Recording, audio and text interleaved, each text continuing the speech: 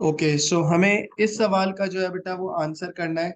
ठीक है, इसमें हमसे ये कहा जा रहा है कि हमें सूडो कोड लिखना है जो कि इनपुट करेगा एक नंबर और क्या बताएगा बेटा, पॉजिटिव है या फिर नेगेटिव है, ऐसा ही है। तो अब इसका तरीका क्या है कि इसका तरीका ये है कि सबसे पहले तो आपने ये आइडेंटिफाई कर लेते हैं वेरिएबल डिक्लेरेशन जो छोटे क्वेश्चन होते हैं उसमें इतना जरूरी नहीं होता, अंटिल अनलेस वो बोले। 15 नंबर का एक क्वेश्चन आता है उसमें करता हूँ, लेकिन मैं इसलिए प्रैक्टिस करवा रहा हूँ ताकि आपको बाद में मसला ना।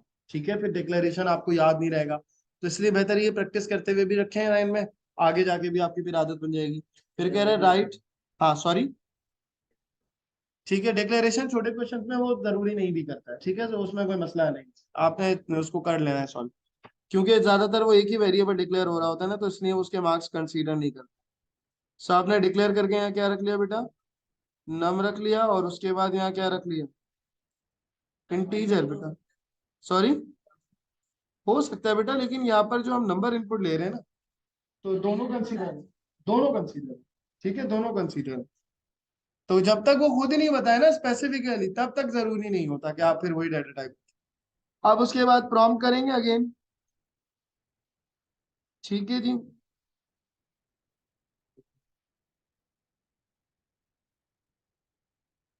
अब उसके बाद अब आप लिखेंगे इनपुट, और उसके बाद क्या कर देंगे बेटा, नम कर देंगे। और उसके बाद अब कैसे पता चलेगा ये नंबर पॉजिटिव है नेगेटिव है बेटा, if number greater than zero else print, very good. So if num, ठीक है बेटा, if num is greater than zero. अब इक्वल टू भी वैसे अगर लगाना चाहें तो लिखते हैं कि जीरो को भी आप पॉजिटिव फिलहाल कंसीडर कर लें, ठीक है, क्योंकि इन्होंने सिर्फ दो ही चीजें पूछी हैं, इन्होंने सिर्फ जो है वो दो ही चीजें पूछी हैं।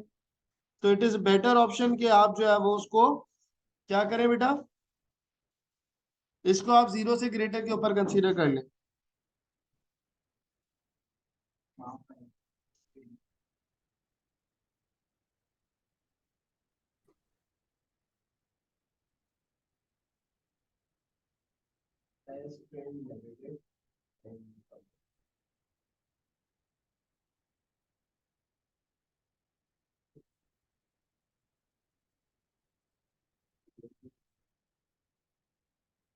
That's it. ठीक हो गई बेटा बात यहाँ तक, यहाँ तक कोई मसले मसाइल? तो ये कंप्लीटली आपने क्या कर लिया, आपने जो है ना सवाल का आंसर कर दिया है। अब अगर इसके अंदर मैं फर्दर प्रैक्टिस भी करा रहा हूँ ना, मैं जैसे मिसाल के तौर पे आपसे ये कहता हूँ, ठीक है मिकाइल, वेरी गुड, अभी मैं एक दो सवाल और आप लोगों को करवा दूं, साथ साथ में मॉड का फंक्शन भी मैं चाह रहा हूँ आज की क्लास में डिस्कस कर लूं।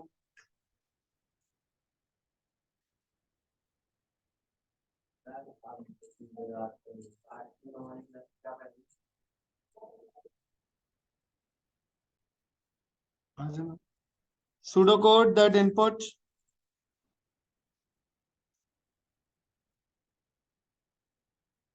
two numbers and print the greatest number,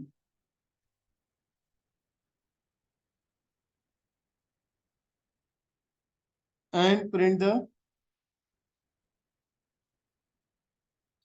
greatest number। तो हमें क्या करना है बेटा, हमें सूडो कोड लिखना है जो कि दो नंबर्स इनपुट करे और प्रिंट करे ग्रेटेस्ट। ठीक है, अब जरा 2 मिनट में आप लोगों को दूंगा, वीडियो में पॉज कर दूंगा, आप लोग सर जल्दी से सॉल्व करें। ठीक है, फिर उसके बाद मुझे बताइएगा तो मैं यहाँ पे आंसर करूँ। बेटा जरा देखिएगा, अब यहाँ पर हमारे पास दो नंबर्स इनपुट बोले, तो आप डिक्लेयर करेंगे, ठीक है, यू विल राइट है डिक्लेयर num1 इंटीजर, उसके बाद num2 इंटीजर। उसके बाद मैं डायरेक्टली इनपुट ले रहा हूँ, आप प्रॉम्प्ट करके लेना चाहते हैं तो ले लीजिए, कॉमा num1 num2, ऐसे भी आप इनपुट ले सकते हो, ठीक है, कोई मसला नहीं है इसमें। अब आप लगाएं if num1 greater than num2।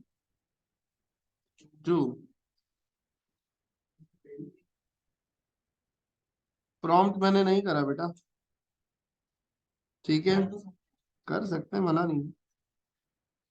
Else करके आप क्या प्रिंट कर देंगे बेटा, एंड टू प्रिंट कर देंगे और आखिर में क्या आ जाएगा बेटा, एंड इफ।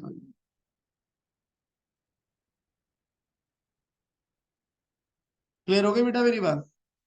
तो दैट्स हाउ आप जो है वो इस कोड को आंसर कर सकते हो। हाँ, प्रॉम्प्ट कर लिया है तो कोई मसला नहीं, कुछ हो गया बेटा। और आपने प्रॉम्प्ट यूज कर लिया है, कोई इशू नहीं है, वो तो ठीक है, अलाउड है। मैंने टाइम कम की वजह से मैंने इसको नहीं लिखा। नहीं करें, नहीं मैंने नहीं किया ना।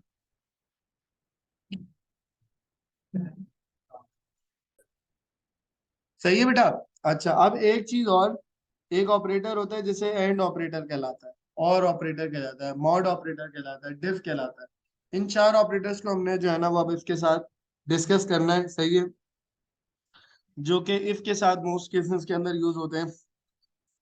तो पहले बात कर लेते हैं एंड ऑपरेटर की, फिर हम अगर आज की क्लास में नहीं कर सके तो नेक्स्ट क्लास में हम करेंगे मॉड, और उसके बाद हम उसी क्लास में और साथ साथ डिफ की भी बात करेंगे, सही है। तो पहले एंड ऑपरेटर की बात कर लें। सवाल कैसे आ सकता है एंड ऑपरेटर का? एंड ऑपरेटर का सवाल ये हो सकता है कि अगर मैं आपसे ये कहता कि आप 3 नंबर्स इनपुट करें और उनमें से ग्रेटेस्ट बताएं, तो अब 3 नंबर के ग्रेटेस्ट के इनपुट करने के लिए, जैसे मिसाल के तौर पे मैं यहाँ सवाल लिख देता हूँ बेटा, pseudo code that input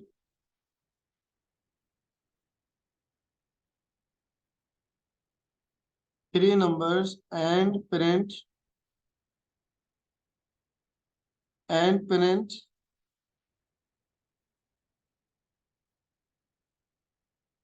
the greatest number। ठीक है, pseudo code that input 3 numbers and print the greatest number.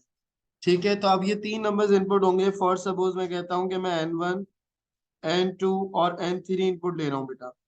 अब इन तीनों में से कोई भी एक ग्रेटेस्ट होने के लिए जरूरी क्या है, कि इन तीनों में से ग्रेटेस्ट होने के लिए जरूरी है कि अगर, यानी कि अगर मैं कहता हूँ कि N1 ग्रेटेस्ट है, तो N1 वो लाजमी ग्रेटर होगा किससे, N2 से। ठीक है, और N1 लाजमी ग्रेटर होगा किससे, N3 से। तो ये पूरी कंडीशन जो है ना, ये दोनों कंडीशन ट्रू होनी चाहिए। तो एंड ऑपरेटर जो होता है वो बेसिकली जब अप्लाई करना होता है जब हमें दोनों साइड के ऊपर कंडीशंस ट्रू चाहिए हो। कोई एक कंडीशन भी ट्रू होगी और हमारा आंसर ट्रू हो जाए, तो उसके लिए आप और ऑपरेटर लगाते हो। ठीक है, वो अभी क्योंकि हमारी डिबेट का हिस्सा नहीं है, अभी हम डिस्कस नहीं कर रहे, अभी हम बात कर रहे हैं किसकी, एंड की।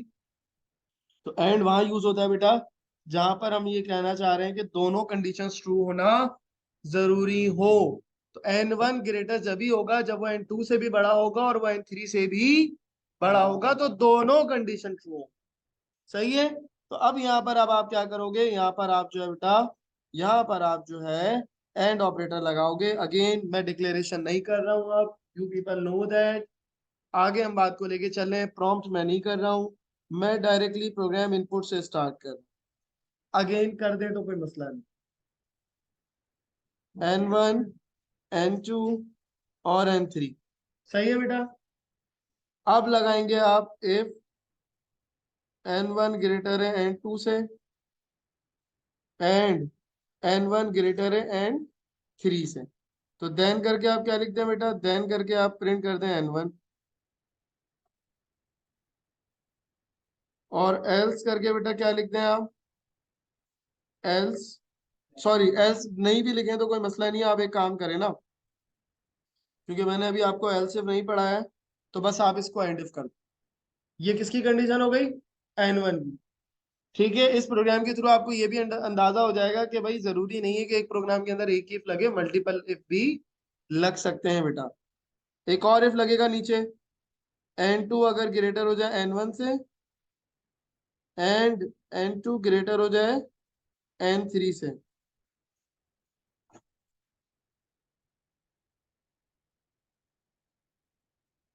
देन आप प्रिंट कर देंगे N2, और फिर क्या आ जाएगा बेटा, एंड इफ, और उसके बाद आपने क्या देना है, आपने इफ की कंडीशन लगानी है N3 N1 और N3 greater than N2। Hello sir. Hello. N3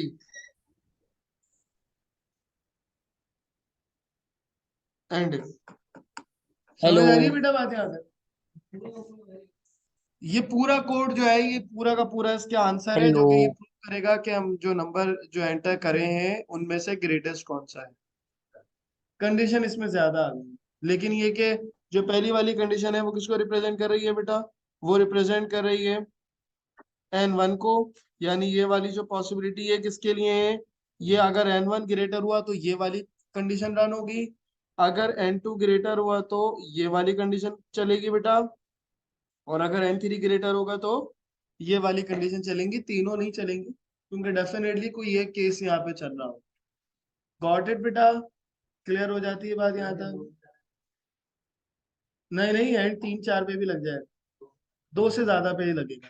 यानी कि बिल्कुल सही बताया सुफियान ने, it is a very valid point कि बेटा जब दो या दो से ज्यादा कंडीशंस होंगी और जहां पे हमने एंड ऑपरेटर लगाना होगा तो वो दो या दो से ज्यादा कंडीशन पे ही लगेगा, सिंगल पे डेफिनेटली वो नहीं लग सकता। ठीक है बेटा, चलें। एल्स की जरूरत नहीं है। नहीं नहीं बेटा, ये नहीं कर सकते। उसका रीजन ये है कि समटाइम इस कंडीशन के अंदर ऐसा भी तो हो सकता है ना कि दो नंबर्स कोई बराबर आ रहे हैं। जब ये जो मैंने लिखा है ना प्रोग्राम, ये स्पेसिफिकली N1 N2 N3 को जब बताएगा जब वो तीनों ग्रेटर में से कोई एक होगा। अगर कोई भी दो बराबर भी होंगे ना तो ये प्रोग्राम कोई भी ग्रेटर नहीं बता रहा होगा। सही है? आप जो कह रहे हैं मिकाइल, तो उसके लिहाज से फिर ये मसला आ सकता है। ठीक है, तो समटाइम ऐसा होता है कि दो नंबर्स जो है वो इक्वल आ रहे होते हैं तो वहां पे ही मसला है। ठीक है बेटा, एल्स तो जब लगता है ना जब हमारी इसकी कंडीशन नहीं चलती है तो उसके अगेंस्ट। ठीक है बेटा, चलें, थैंक यू, अल्लाह हाफिज। और नेक्स्ट वीडियो में फिर हम यहीं से फर्दर बात आगे करेंगे।